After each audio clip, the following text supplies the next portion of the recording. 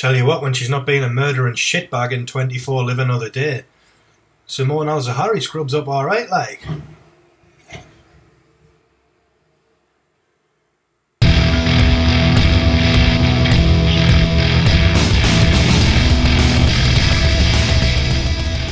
Hello the YouTubes, Ash back once again, this time with a review for the Inbetweeners 2. Or Inbetweeners the Movie 2, not Season 2 of the TV show of the same name. So the lads are back as we know them, if you watch the series and if you watch the first movie. If not, why are you watching this? What's the point in jumping in at this point? You might as well go back, watch the series, watch the other movie, and then get up to date so you know what's going on. Inbetweeners 2, pretty much more of what you come to expect from the series and from the last movie. It's more of the same. The last movie being a remake of Kevin and Perry Go Large, pretty much.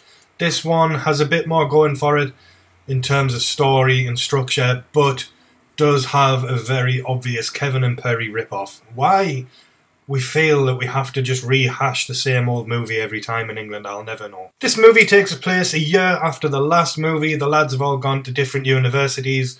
Jay's off on a gap year in Australia.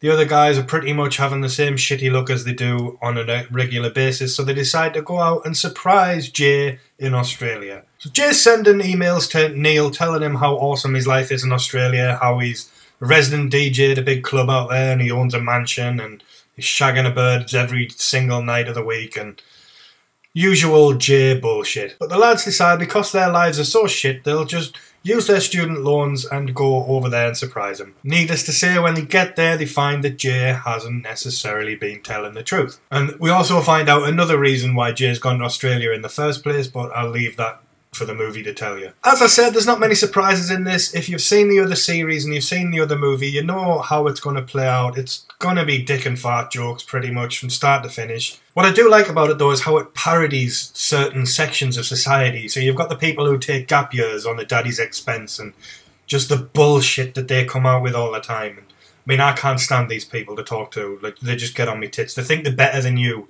for not booking their holiday through Thomas Cook. Fuck off. And then the Inbetweeners themselves are obsessed with banter and bants and fucking I hate them people as well. And it plays them up really well. So I like how it's kind of, personally, it's highlighting the kind of people that I hate and taking the piss out of them. So I love it for that. That being said, like the guys, like I say, are obsessed with bants and banter and stuff. But they're still lovable. You're rooting for them. You want them to do well. Because you've seen them go through so much crap. You just hope that, you know, when the dust settles, they come out of it a better person. I will say, at the minute, I don't think this is as good as the first movie. I didn't find myself laughing as much at it. Don't get me wrong, it is funny still. I was still laughing through it. But I think I genuinely laughed out loud a lot more in the first one. I just kind of giggled my way through this one. I definitely don't think it's going to win over anybody who wasn't keen on the Inbetweeners. In fact, I think if you were teetering on the edge, it would probably put you off because it is really crude, really misogynistic.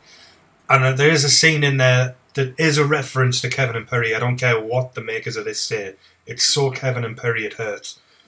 But I like the way they shot this scene. They shot it like a disaster movie, which was really funny.